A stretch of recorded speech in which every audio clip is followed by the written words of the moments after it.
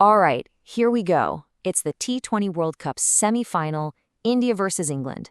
You've got two absolute titans of cricket about to clash, and everything they've fought for comes down to this one explosive match. So let's just dive straight into this massive showdown. I mean, this is the question on every single fan's mind, right? You've got India, the hosts, against an England side that has found some absolutely unstoppable momentum. A spot in the final is on the line. So who has the edge? Well, the answer? It isn't quite as simple as you might think. So if you just look at the numbers, the story seems pretty clear. The betting odds are heavily favoring India. I mean, look at that. A massive 71% chance of winning on their home turf. That leaves England as the definite underdog at just 29%. So, case closed, right? India walks away with it? Well, not so fast. Because what's really interesting here is that despite those odds, the experts, the actual legends of the game, are completely torn. This is not just some simple numbers game. To really get why, we need to look at how these two teams clawed their way to this exact moment. Okay, so let's talk about the path to get here. It's never easy, but for these two teams, their journeys through the Super 8s could not have been more different. It was a classic tale, really, a dramatic comeback on one side and a late surge of momentum on the other. And just look at this contrast. It is stark. India got absolutely hammered by South Africa right out of the gate, a huge 76-run defeat. Suddenly, their backs were against the wall. They needed two massive wins just to survive, and they did it. They rallied, beat Zimbabwe, and then won a complete nail-biter against the West Indies. But England?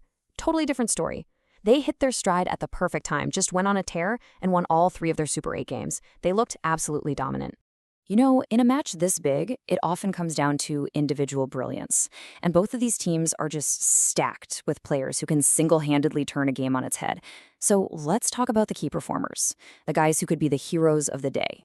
All right, first up, look at this number, 97. Now, this isn't just about runs. This represents an absolutely clutch performance under insane pressure. So what is it? Well, that was Sanju Samson's incredible 97 runs off just 50 balls in that do-or-die game against the West Indies. Let me tell you, he came in when India was in real trouble and played a record-breaking innings to literally drag his team into this very semifinal. That is what you call a match winner. Okay, let's look at another number. This one isn't about one single heroic moment. It's about something else. It's about relentless consistency all tournament long. 231. That's the total for Surya Kumar Yadav, India's captain and their leading run scorer in this World Cup. I mean, with 231 runs at an average over 38, he has been the absolute bedrock of India's batting lineup. He provides that stability and the firepower right when they need it most. But don't think England is just going to let that stand. They have a batting powerhouse of their own, with a number that is, wow, almost identical. Meet Harry Brook, England's top scorer with 228 runs. He has been nothing short of exceptional, leading the English charge and proving without a doubt that he can handle the big stage. So you see what I mean? The crucial point here is that both sides have this incredible batting talent just ready to fire. So, with all this talent on display, and such completely different journeys to get here, it's really no wonder the pros can't agree on a winner. And honestly, this is where the whole debate gets really, really fascinating. Just look at this split. In India's corner, you've got people like Virat Kohli's own coach, Rajkumar Sharma, and former player Kedar Jadhav. They're both pointing to India's form and that home advantage.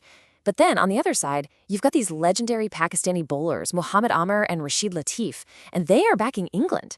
Amir even pointed out that India's entire batting lineup hasn't really fired in unison yet. See? It's a genuine toss-up. Okay, so what does a neutral, totally data-driven mind think? We figured, let's ask an AI. And ChatGPT, well, it gives a slight edge to India. It puts their chances at around 55 to 60%, mostly because of those home conditions. But, and this is a big but, it still keeps England very much in the fight and predicts a high-scoring, intense match.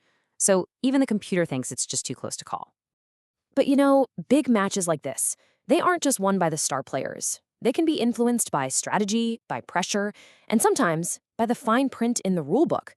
And these are the kind of hidden rules of the game which add a whole different layer to this contest. At the very heart of the game is this idea of the spirit of cricket.